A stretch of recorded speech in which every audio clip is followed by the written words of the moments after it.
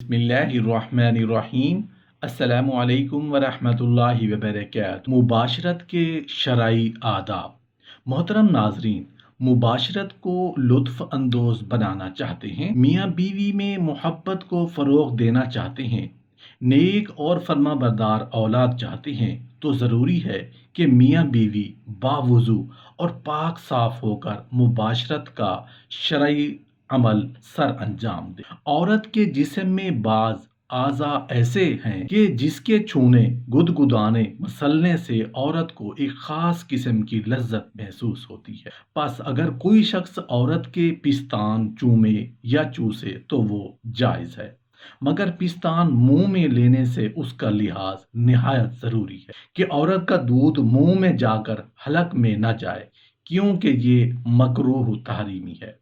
मुबाशरत का फितरी तरीका तो यही है कि औरत नीचे हो और मर्द ऊपर रहे। चुनाचे सारे हैवानात इसी फितरी तरीका पर अमल करते हैं और कुरान पाक में भी यही तरीका बयान किया गया है। इसकी सूरत यही हो सकती है कि औरत चित लेटे और मर्द उसके ऊपर लेटे, तो इस तरह मर्द के जिस्म से औरत का जिस्म ढक जाएगा। इसी तरीका में ज्यादा राहत और आसानी है। औरत को भी मुशक्कत नहीं उठाना पड़ती। नीज इस तकरार हमल के लिए भी ये तरीका मुफीद है। शेख और रईस के नज़दीक जमा की तमाम शक्लों में बुरी शक्ल ये है कि औरत मर्द के ऊपर हो और मर्द नीचे चित लेटा हुआ, क्योंकि इस सूरत में मनी मर्द के उज़्व में बाकी रहकर मुताफन होकर अजियत का बायस होती है। हज़रत अली करमल्लाहु वजहुल करीम फरमाते हैं कि जब कभी मुबाशरत का इरादा हो, इस नीयत से करे कि जिना से बाज रहूंगा और दिल को इधर उधर भटकने से फरागत होगी और औलाद नेक बख्त होगी। इस नीयत के साथ मुबाशरत करने में सवाब है। अजनबी औरत को देखकर अपनी बीवी से मुबाशरत करना दिल की तहारत का सबब है। हजरत जुनैद बगदादी रहमतुल्लाह अलैह फरमाते हैं कि मुझको मुबाशरत की हाजत ऐसी है जैसी ग़िज़ा की, क्योंकि हकीकत में बीवी ग़िज़ा और दिल की तहारत का सबब है। इसी वजह से जिस शख्स की नज़र अजनबी औरत पर पड़े और उसका नफ्स उसकी तरफ शाइक हो, तो नबी करीम सल्लल्लाहु अलैहि वसल्लम ने इरशाद फरमाया कि अपनी बीवी से मुबाशरत कर लें, इसलिए कि मुबाशरत करना दिल के वसवसा को दूर कर देगा। और फरमाया कि औरत जब सामने आती है तो शैतान की सूरत में आती है। बस जब तुम से कोई किसी औरत को देखे और वो उसको अच्छी मालूम हो, तो चाहिए कि अपनी बीवी से मुबाशरत कर ले कि उसके पास भी वही बात है जो दूसरी के पास है। मुस्तहब ये है कि बिस्मिल्लाह से शुरू करें। अगर शुरू में भूल जाएं तो अंजाल के बाद भी याद आने पर बिस्मिल्लाह जरूर पढ़ लिया करें। मुबाशरत से कबल खुशबू लगाना भी नबी करीम सल्लल्लाहु अलैहि वसल्लम से साबित है। हर किस्म की बदबू, चाहे वो मैले कुचैले होने की वजह से हो या तंबाकू सिगरेट नोशी की वजह से हो, तो ऐसी चीजें शहवत को मुर्दा और रगबत को नफरत में बदल देती हैं। मुबाशरत के वक्त किबला रू नहीं होना चाहिए। मुबाशरत के वक्त बिल्कुल बरहना ना हो। शौहर अंजाल के बाद फौरन अलहदा ना हो, बल्कि इंतजार करे यहाँ तक कि बीवी को भी अंजाल हो जाए। जब अंजाल होने लगे तो उस वक्त की दुआ पढ़ ले। अगर उस मुबाशरत से फर्जंद पैदा हुआ तो उसको हरगिज शैतान जरर नहीं पहुंचाएगा। जिस वक्त खलवत हासिल हो और आपस में रगबत गलबा करे, तो काबिल मुबाशरत माँ बिस्मिल्लाह 3 बार सूरह अखलास और मुअव्वज़तैन पढ़ने के बाद ये दुआ पढ़कर फेल जमा अंजाम दे। बिस्मिल्लाहि अल्लाहुम्मा जन्निबना शैतान व जन्निबिश शैतान मा रज़क़तना। अल्लाह के नाम के साथ शुरू करता हूँ, ऐ अल्लाह हम दोनों को शैतान से दूर रखिए और जो कुछ लड़का लड़की हमें नसीब करें उसको भी शैतान से दूर रखें। फिर जिस वक्त अंजाल की नौबत पहुंचे तो दिल ही दिल में ये दुआ पढ़ें, अल्लाहुम्मा ला तजअल लिश्शैतानी फीमा रज़क़तनी नसीबा। ऐ अल्लाह ना कीजिए कुछ शैतान के लिए इस बच्चा में जो आप हमें नसीब करें।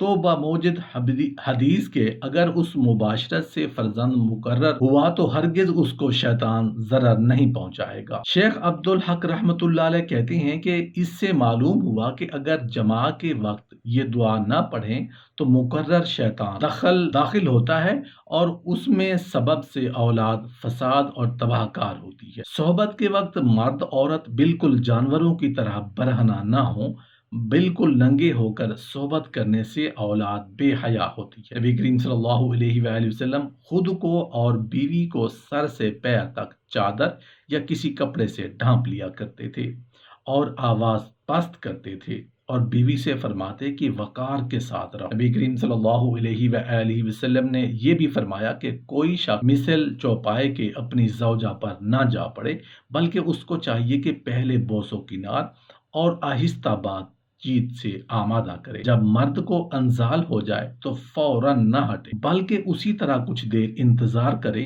تاکہ عورت کا مطلب بھی پورا ہو جائے، کیونکہ بعض عورتوں کو دیر میں انزال ہوتا ہے۔ بعد فراغت مرد اور عورت دونوں الگ الگ کپڑوں سے اپنی اپنی شرم گاہوں کو پوچھ کر علیحدہ ہوں۔ صاحب شرعۃ الاسلام نے لکھا ہے کہ صحبت سے فراغت کے بعد مرد عورت دونوں کو پیشاب کر لینا چاہیے، نہیں تو کسی لا علاج مرض میں مبتلا ہو جائیں گے۔ علم طب کی کتابوں میں لکھا ہے کہ بعض وقت منی کا قطرہ پیشاب کی نالی میں اٹکا رہ جاتا ہے تو سوزش اور زخم پیدا کر دیتا ہے۔ فقیہ ابو اللیث سمرقندی رحمۃ اللہ علیہ نے لکھا ہے کہ صحبت و قربت کے بعد اپنے عضو کو دھو لینا چاہیے، اس سے بدن تندرست رہتا ہے، لیکن مجامعت کے فوراً بعد ٹھنڈے پانی سے نہ دھوئیں کیونکہ اس سے بخار آ جانے کا اندیشہ ہے۔ اتنی دور رک کر دھوئیے کہ بدن کی حرارت اعتدال پر آ جائے، اور بقول حضرت علی رضی اللہ عنہ بات بتی کہ وہ البتہ پیشاب کر لیں، نہیں تو درد لا دوا عارض ہوگا، اور ذکر کو آب نیم گرم سے دھو دیں کہ بدن کو صحیح رکھتا ہے، اور اگر گرم پانی نہ ہو تو تھوڑی دیر کے بعد سرد پانی سے دھونے میں مذائقہ نہیں۔ بالعموم میاں بیوی کی پہلی ملاقات یعنی شب عروسی کی باتیں دلہن اپنی سہیلیوں اور دولہا اپنے دوستوں کو بتاتے ہیں، مگر نبی کریم صلی اللہ علیہ وآلہ وسلم نے میاں بیوی کی خلوت کی باتیں دوست احباب اور سہیلیوں سے بیان کرنے کو ناپسندیدہ قرار دیا ہے۔ ایسا کرنا بے شرمی کا جاہلانہ طریقہ ہے۔ بعض تجربہ کار لوگوں کا قول ہے کہ اگر کسی شخص کو احتلام ہوا ہو تو وہ بغیر غسل کیے اپنی بیوی سے مجامعت نہ کرے، نہیں تو اندیشہ ہے کہ لڑکا دیوانہ اور بخیل پیدا ہوگا۔ اس طرح ایک بار صحبت کر چکنے کے بعد پھر دوبارہ اسی وقت صحبت کی خواہش ہو تو فریقین بعد غسل دوبارہ مصروف ہوں، ایسا کرنا افضل ہے۔ اور نبی کریم صلی اللہ علیہ وآلہ وسلم نے اپنے صحابہ کرام کو تعلیم دی ہے کہ تم میں سے کوئی شخص اپنی بیوی سے جماع کرے اور پھر ایسا دوبارہ کرنا چاہے تو اسے چاہیے کہ درمیان میں وضو کر لے۔ صاحب احیاء نے لکھا ہے کہ کوئی ایک بار صحبت کرنے کے بعد یا احتلام ہو جانے کے بعد صحبت کرنا چاہے تو اول ذکر دھو ڈالے یا پیشاب کر لے، بدو ان دونوں باتوں میں سے ایک کے کرنے کے صحبت نہ کرے۔ اتباع کی تحقیق ہے مجامعت کے فوراً بعد پانی نہیں پینا چاہیے، ایسا کرنے سے تنفس یعنی دمہ کا مرض پیدا ہو جاتا ہے، اس لیے معدہ پر ہونے کی حالت میں جماع کرنے کو منع کیا گیا ہے، کیونکہ جب معدہ پر ہوتا ہے تو جماع کی حرارت سے خشکی پیدا ہوتی ہے اور پیاس کا غلبہ ہوتا ہے۔ طب نبوی صلی اللہ علیہ وآلہ وسلم صحابہ کنیہ کے حوالے سے لکھا ہے کہ کھڑے ہو کر صحبت کرنے سے بدن کمزور اور ضعیف ہوتا ہے، اور پیٹ بھرا ہونے کی حالت میں مجامعت نہیں کرنی چاہیے، اس سے اولاد کم ذہن پیدا ہوتی ہے۔ طب یونانی کی بعض کتب میں لکھا ہے کہ کھڑے ہو کر صحبت کرنے سے ریشہ کا مرض ہو جاتا ہے۔ صاحب شرعۃ الاسلام نے لکھا ہے کہ صحبت کے وقت عورت کی شرم گاہ کو نہ دیکھیں کیونکہ اس سے اندیشہ ہے کہ کہیں اولاد اندھی پیدا نہ ہو۔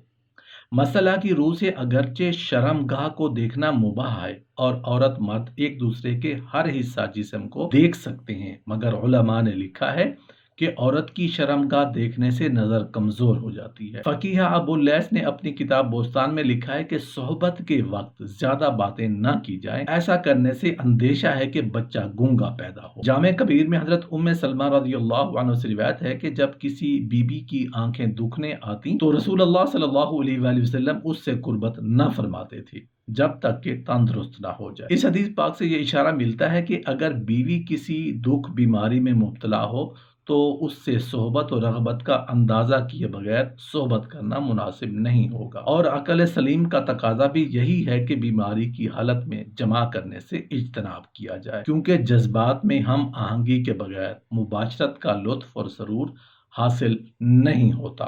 فقیہ ابو اللیث نے اپنی کتاب بوستان میں لکھا ہے کہ جماع کے لیے سب سے بہتر وقت رات کا آخری حصہ ہے، کیونکہ اول شب میں معدہ غذا سے پر ہوتا ہے۔ حضرت عائشہ رضی اللہ عنہا کے حوالے سے حضرت امام غزالی رحمۃ اللہ علیہ نے احیاء العلوم میں تحریر فرمایا ہے کہ نبی کریم صلی اللہ علیہ وآلہ وسلم جب آخر شب میں وتر پڑھ چکتے تھے تو اگر آپ کو حاجت اپنی ازواج کی ہوتی تو ان سے قربت فرماتے، ورنہ جائے نماز پر لیٹ جاتے، یہاں تک کہ حضرت بلال رضی اللہ عنہ آپ کو نماز کی اطلاع دیتے۔ طب نبوی میں بھی بھرے پیٹ پر صحبت نہ کرنے کو لکھا ہے، کیونکہ اول شب میں معدہ غذا سے پر ہوتا ہے۔ اگر کسی شخص پر شہوت اس درجہ غالب ہو کہ وہ آخر رات تک یا نصف شب تک انتظار نہ کر سکے تو اس کو چاہیے کہ قبل مغرب ہی تھوڑا کھانا کھا لے، شکم سیر ہو کر نہ کھائے، تاکہ بعد عشاء جب مصروف عمل ہو تو پورا معدہ غذا سے پر نہ ہو۔ یہ سب طبی مسائل ہیں، شرعاً ہر وقت جماع کی اجازت ہے۔ نبی کریم صلی اللہ علیہ وآلہ وسلم سے بھی اول شب اور دن کے مختلف اوقات میں بھی صحبت کرنا ثابت ہے۔